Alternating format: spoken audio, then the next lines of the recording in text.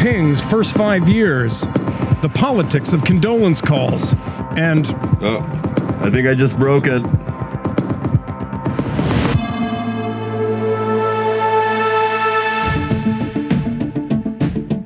Iran's supreme leader says that the country will shred the nuclear deal if the U.S. pulls out of it.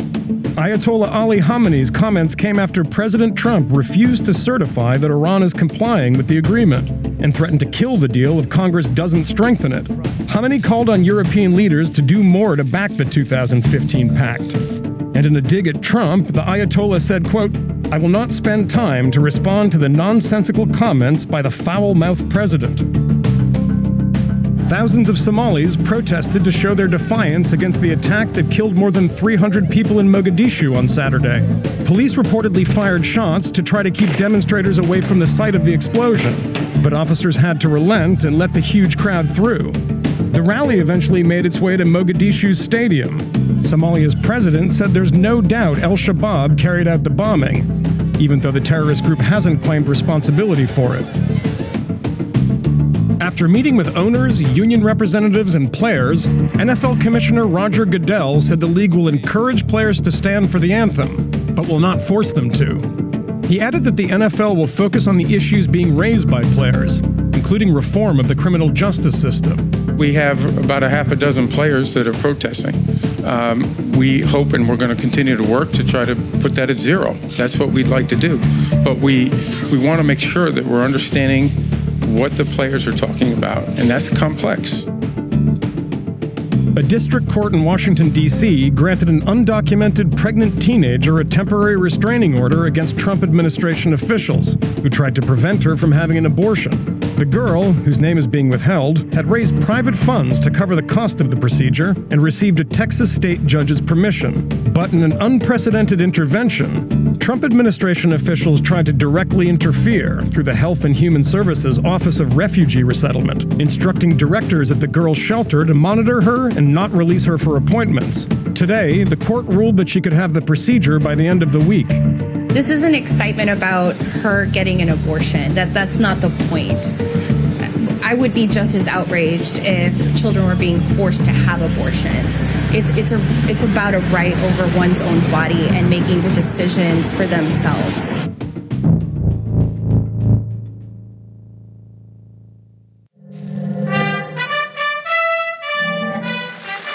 China's President Xi Jinping kicked off the party's 19th Congress today with an endurance test for his audience.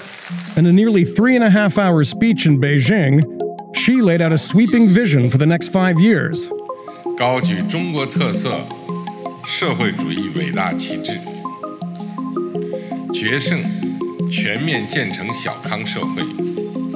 But the gathering of more than 2,300 delegates in the Great Hall of the People was also Xi's center stage moment to tout the achievements of his first term. And after 5 years in office, Xi is in more command than ever.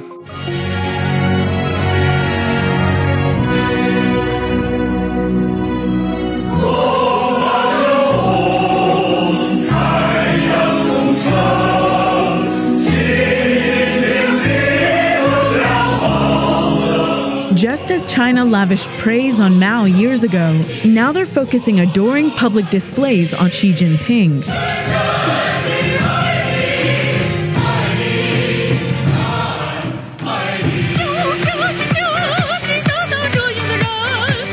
China actually banned cultish hero worship in its constitution. So the state has scrubbed some of these videos from the internet and forbade its media from using the nickname Big Daddy Xi. But that doesn't mean the party isn't showing its president some love. Weeks before the party Congress, Beijing opened an exhibition to officially celebrate the accomplishments of the Chinese people over the past 5 years, with one man to thank. Analysts say that during his first term, Xi has become the most powerful leader since Mao. He sidestepped the collective leadership favored by his predecessors and moved to tightly consolidate his political authority. One way he's done this is by essentially assuming power over every office. Xi started his term holding 3 standard titles: president, head of the party, and chairman of the Central Military Commission. But he keeps adding to that list. He chairs a growing number of secretive small leading groups that govern everything from economic reforms to state security to foreign affairs. He's tightened that grip even further through his war on corruption. 我们要以顽强的意志品质，坚持零容忍的态度不变，做到有案必查，有腐必惩，让腐败分子在党内没有任何藏身之地。 Since 2013, he's punished more than 1.3 million party members, jailing top cadres and expelling a potential successor from the party. Corruption is a monster problem in China. It threatens the entire political system and economy. Xi Jinping knew that. He did not take the advice of Westerners like us to prosecute this campaign using rule of law and transparency. And he's been very smart at keeping potential opponents divided while he's pressed forward. So this is sound and fury at its highest level. Xi may have reshaped the Communist Party, but he hasn't managed to bring down China's soaring debt or bump up its economic growth. To counteract slowing growth at home, he's projected China's economic prowess overseas through his ambitious One Belt, One Road initiative. It's a $1 trillion infrastructure project. Although some governments are resisting Xi's push, the initiative could potentially link close to a third of all the countries in the world, with China at the center. Xi's also becoming a global leader in fighting climate change. That might seem surprising, since China, with its rapid industrialization, emits more carbon dioxide than any other country. But Xi relies on the support of China's strong middle class. That's about 350 million people. They expect clean air, pure water, and safe food, and they aren't afraid to protest if they don't get it.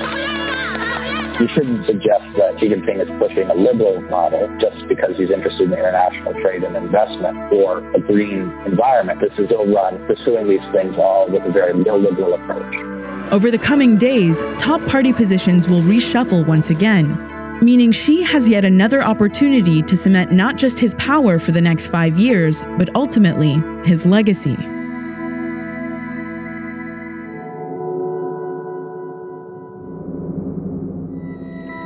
In the name of the Father, and the Son, and the Holy Spirit. In Christian theology, members of the church militant are fighting an earthly struggle against corruption within themselves and in the wider world.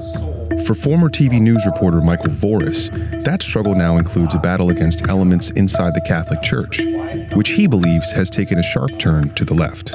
Give up the lies of clergy who would deprive you of the glory of light and truth by tearing at the heart of the church. Voris has now taken the battle to a suburban Detroit production studio as the creator of the ultra-conservative Church Militant website. Voris and his staff produce daily talk shows and commentaries aimed at Catholics who are worried their church has strayed from its roots. The sword of St. Michael, many of you are, of course, familiar with this. We've used it many times and brought it out.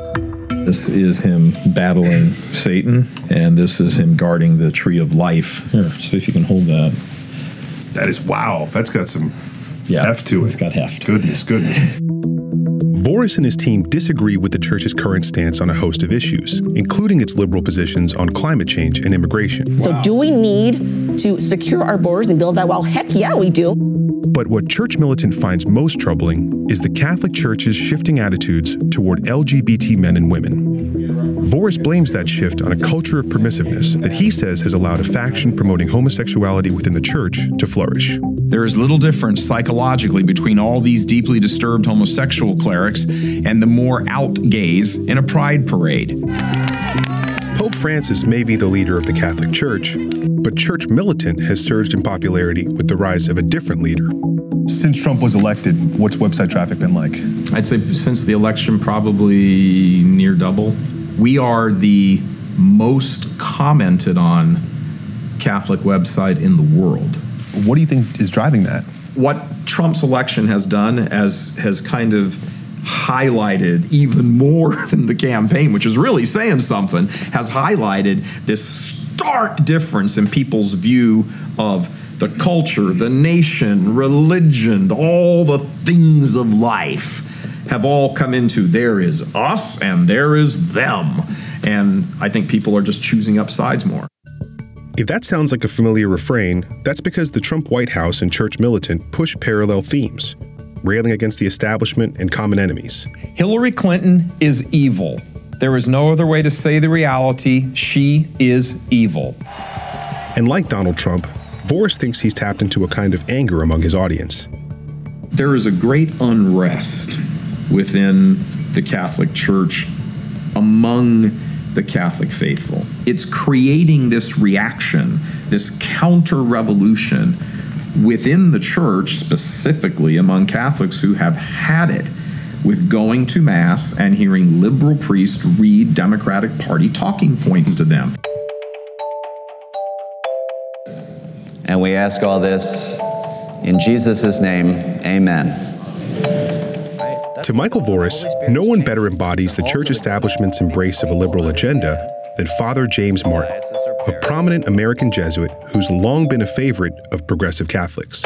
God made you the way you are, and God knows you. At a recent talk, Martin made the case for the Catholic Church to do more to reach out to those on the margins. And if Pope Francis can use the word gay, so can everybody else, right? Martin's latest book, Building a Bridge, argues for dialogue between the Catholic Church and LGBT Catholics. Hi, how are you? Fine, thank you. What's your name? The book has been endorsed by several church officials, and Martin says its message is in line with church teachings. Thanks, guys. Keep me in your prayers. And while there's been some pushback from conservative clergy, the most vehement opposition to Martin's ideas has come from groups like Church Militant. Martin says 3 recent invitations to speak at Catholic institutions were canceled. He blames far-right sites like Church Militant for stirring up outrage among readers, which Martin says led to a campaign of screaming phone calls to organizers and pressure on social media. I mean, it's really hard for me to understand why LGBT sexual relations is the sort of greatest sin for these people. I mean, I think some of it is fear, fear of the LGBT person as the other. There's always some scapegoating going on. Some of it's just plain hatred. I mean, the kind of schoolyard hatred and bullying we see of LGBT people. And I have to say that some of it, I've talked to psychologists and psychiatrists about this, some of that rage, probably has to do with their own kind of complicated sexuality. But frankly, I don't get it. Voris himself admits to having a complicated past. I mean, my recollection was, I lived in the gay lifestyle for probably tail end of my 20s, all my 30s, into my early 40s. So I guess that's what, 14, 15 years, something like that. Voris says he renounced his sexuality and life as a gay man following the deaths of his brother and mother over a decade ago, which inspired him to adhere to a more conservative version of Catholicism. Now, as the head of Church Militant, Voris believes it is his duty to call out leaders like Father Martin and highlight what he views as Martin's heresy. I mean, he's dog whistling to them.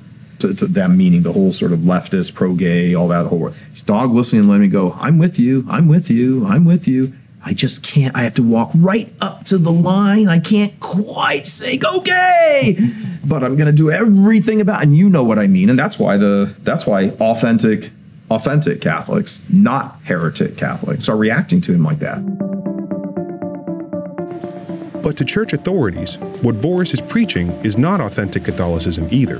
Voris's local archdiocese went as far as demanding he take the word Catholic out of an earlier version of the website, which was called Real Catholic TV. The site has since rebranded as Church Militant.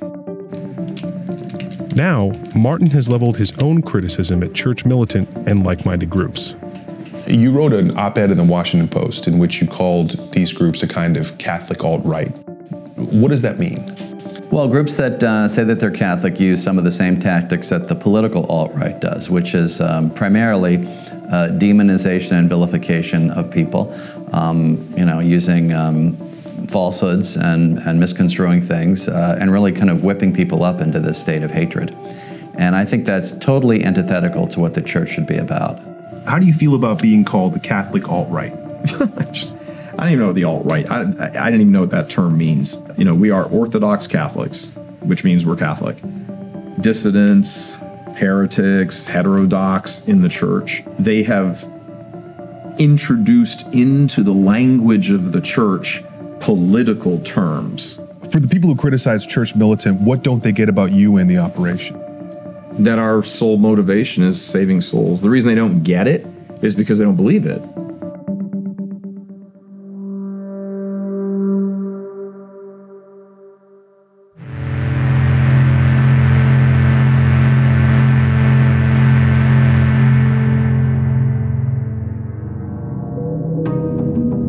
there's finally some good news in California's devastated wine country, a chance of rain tomorrow.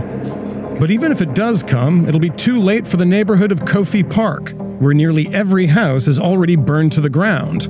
Instead of rows of homes, there's now a forest of charred chimneys standing in piles of ash. And now that there's nothing left to burn, recovery workers are beginning the search for anyone who didn't make it out alive. The location I heard was 389er McIntosh Circle. A copy of it. It's been 8 years since Captain Estelle Hong was in a war zone. That was Iraq, 7,000 miles away. This is Santa Rosa, California, an hour and a half away from her home in the Bay Area. Roger, that's a good copy. Grizzly 6 out. I have seen very desolate areas and whatnot, but just knowing that this is a community right near where I live, and just how quickly it happened, and all the families that are out of homes or have lost loved ones is a different type of feeling that I haven't really experienced. This is an open road, by the way. Hong works full-time at Intel, but when the fires erupted, she got a call to report to her other job. Can you guys swing by Dogwood? Commander of the 235th Engineering Company in the California National Guard. For the past week, she and her team of about 60 have been sifting through the remains of nearly 3,000 homes that burned to the ground in Santa Rosa. So when you get out here and you look around, everything's completely devastated, and it's hard to kind of make sense of it. How do you guys organize and figure out where to start? Our primary mission is to search the area for any potential victims that didn't make it out of their homes when the fire happened. After is just collecting any valuables that are open in the area, so that way we can tag it and give it back to the rightful owner. What are some of the situations that you train them for? Typically, when you have a foundation like this, you look for bed springs, because most of the times when people are trapped in their homes, it's because they're sleeping and it was too late when the fires started. We show them how to clear the bed frames and then show them how to search for bones in the area. It was so hot, the fire, between 1,500 to 3,000 degrees. The bones actually exploded. You said 1908. Where is that? 1908. Oh, that way? That way. The recovery effort is massive. It's this one right here. So you got yourself a dog toy because it's cut off. But anytime someone finds something that could be a bone, it becomes an instant priority. So far, Hong and her team had only found animal remains. So earlier today we heard a report that there were 2 skulls found on a mattress. Yeah, the skulls actually were skulls of deer. They weren't human skulls. I guess it's one of those moments where you don't really have time to react. I was relieved that it wasn't humans. What they have been finding are personal effects, jewelry, knickknacks, and the occasional handgun. This one was loaded. Like everything else, it will be handed off to the Sonoma County Sheriff's Office, where deputies will try to find its owner. For the 235th Engineer Company, a unit made up of Californians, small business owners, plumbers, college students, and tech industry workers like Hong, it's the least they can do. Looking around, it's all they can do. I don't think I could ever actually understand fully of what they're going through, but I can only imagine just being out here and seeing everything that they've ever owned and had in their lives just gone, and that's very tough.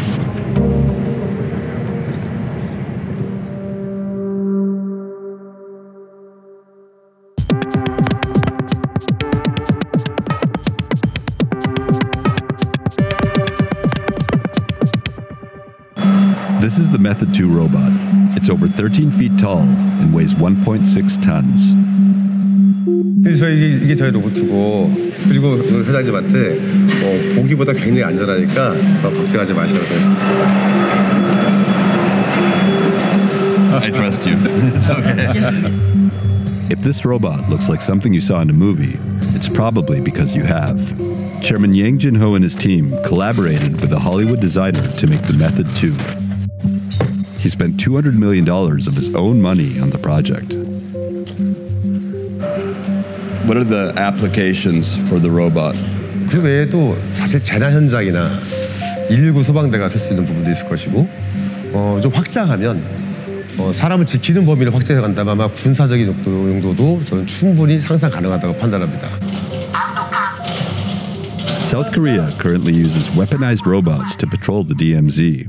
Will the Method 2 serve a role in a place like the DMZ? 충분히 가능하다고 판단합니다. 왜냐하면 사람들이 굉장히 많이 지켜야 되는 곳인데 로봇가 있을 경우에는 일단 효율성에 문제가 있을 것이고 그다음에 안전성에 문제가 있을 것이고 범용성까지 생각할 수 있는 부분이 많이 존재합니다.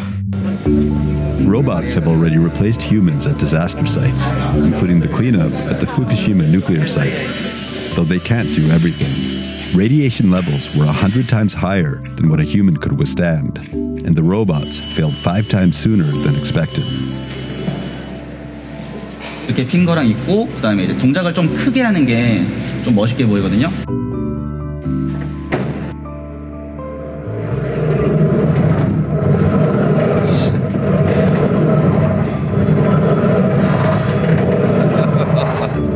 The robot is designed to mimic hand and arm movements.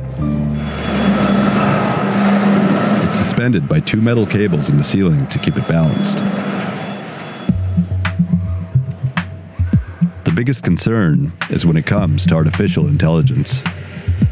What is the future for the Method series of robots? 그게 저쪽에 나오는 메소드 3고요. 저 로봇은 자율적인 부분은 역시 없습니다. 자율적인 부분은 지금 이렇게 운동성 있는 장비에다 AI를 넣는 거는 바람직하지 않고 AI가 뭔가를 잘못 인지해가지고 그런 식으로 인간을 보호하는 것이 아니고 위협을 가하게 될 경우에 While the chairman envisions a serious role for the Method line of robots, it may end up being something people buy for fun. Who is going to buy the Method 2 robot? Who are the buyers?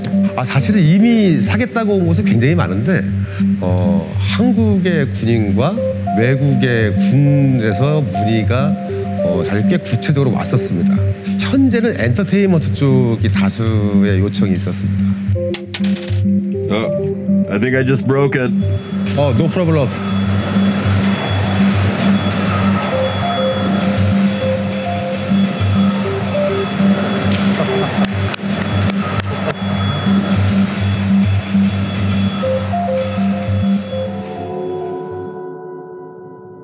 That's Vice News Tonight for Wednesday, October 18th.